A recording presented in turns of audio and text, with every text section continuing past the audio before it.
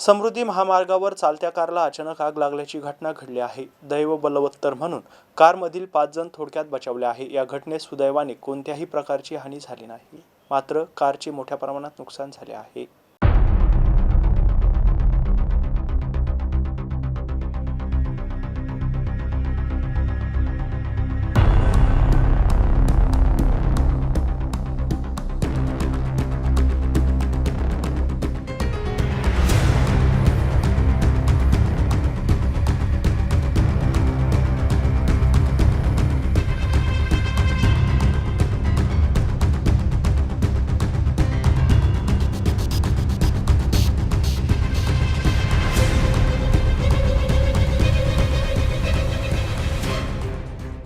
बुधवारी सकाळी 11:30 वाजता समृद्धी महामार्गावर दौलताबाद पोलीस स्टेशन हद्दीतील माळीवाडा चॅनेल क्रमांक 404.8 येथे स्विफ्ट कार जालनाकडून धुळेकडे जात असताना हा अपघात झाला।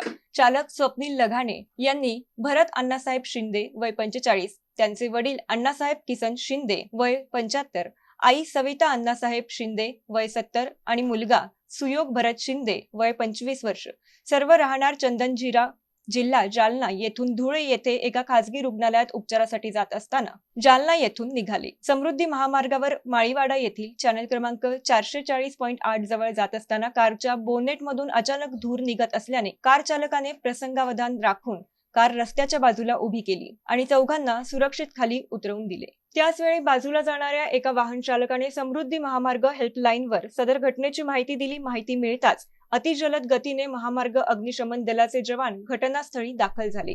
त्यांनी आग आटोक्यात आणण्यासाठी प्रयत्न केले, पण आगीने रौद्र रूप धारण केले होते। पाहता पाहता कार जळून खाक झाली। कार जळत असताना त्याचे टायर जळून मोठे आवाज ऐकून उपसरपंच गणेश गाजरे, ग्रामपंचायत सदस्य प्रवीण बर्डे, परिसरातील शेतकरी मदतीला धावून आले होते।